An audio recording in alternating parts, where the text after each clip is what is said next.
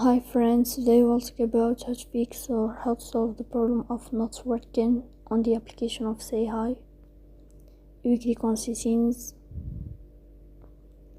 then you can click on apps. On above you will search about SayHi.